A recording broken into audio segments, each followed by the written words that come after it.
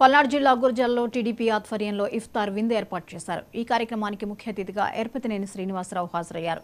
కార్యక్రమంలో భాగంగా ఎర్పతినేనికి స్థానిక ముస్లిం నాయకులు ఘన స్వాగతం పలికారు.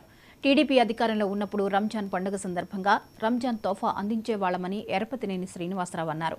నేడు వైసీపీ ప్రభుత్వం అధికారంలోకి వచ్చిన తర్వాత ముస్లిం మైనారిటీలపైన దాడులు చేశారని మండిపడ్డారు. ముఖ్యంగా గురజాల నియోజకవర్గ పరిధిలోని ముస్లిం గ్రామాల్లో దాడులు చేసి వారిని తీవ్ర ఇబ్బందులకు గురిచేశారని చెప్పారు. రేపు రాబోయే టీడీపీ, జనసేన, బీజేపీ ఉమ్మడి ప్రభుత్వంలో ముస్లిం మైనారిటీలను, గురజాల నియోజకవర్గాన్ని అన్ని విధాలుగా అభివృద్ధి చేసుకుంటామని తెలిపారు. రాబోయే ఎన్నికల్లో ప్రజలంతా సైకిల్ గుర్తు మీద ఓటు వేసి అఖండ మెజార్టీతో గెలిపించాలని కోరారు ఎర్పతినేని శ్రీనివాసరావు.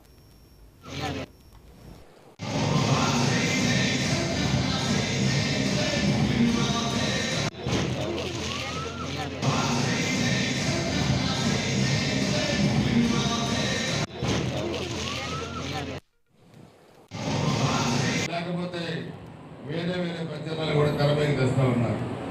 నేను అడుగుతున్నాను, 2014 ఎన్నికల్లో ఆ రోజు కూడా జనసేన, బీజేపీ, తెలుగుదేశం పార్టీలు పొత్తు పెట్టుకుని ఎన్నికల్లో పోటీ చేసి గెలిచారు. 14-19 మధ్య రాష్ట్రంలో ఎక్కడ కూడా ముస్లింలపై దాడులు జరగలేదు. ముస్లింల సంక్షేమానికి, ముస్లింల అభివృద్ధికి పాటుపడిన వ్యక్తి చంద్రబాబు నాయుడు గారని చెప్పి కూడా మీ అందరూ కూడా తెలియజేస్తా ఉన్నాను.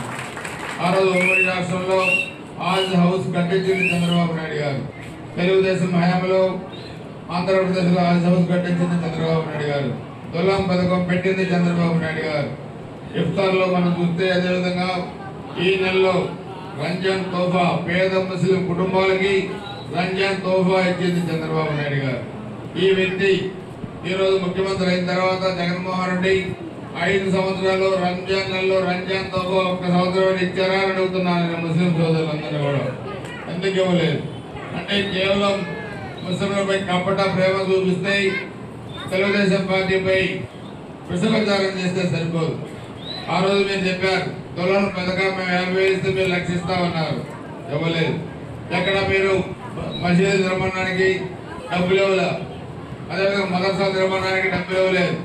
ఈరోజు అనేక సంక్షేమ కార్యక్రమాలు నిలిచిపోయినాయి. ఏదో మైనార్టీ కార్పొరేషన్ రద్దు చేశారు, మైనార్టీ లోన్స్లో విదేశీ విద్యకి డబ్బులు ఇవ్వట్లేదు. ఈరోజు అన్ని పథకాలు కూడా ఈరోజు ఆపేసి మేము మైనార్టీల అభివృద్ధి కృషి చేస్తాం.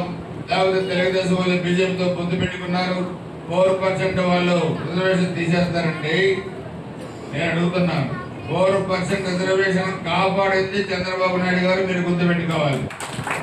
దీనికి వ్యతిరేకంగా పోరాడింది మీ రాజ్యసభ సభ్యుడు ఆర్ కృష్ణయ్య, మేం కాదు.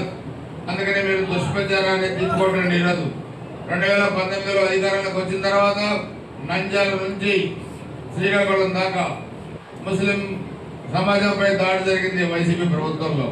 పల్నాడులో దాడి జరిగింది వైసీపీ ప్రభుత్వంలో. 4 చనిపోయారు.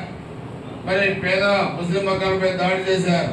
దుర్గపాల గ్రామంలో 80 సంవత్సరాల వృద్ధులపై మరి అటువంటి మర్డర్ కేసు పెట్టారు.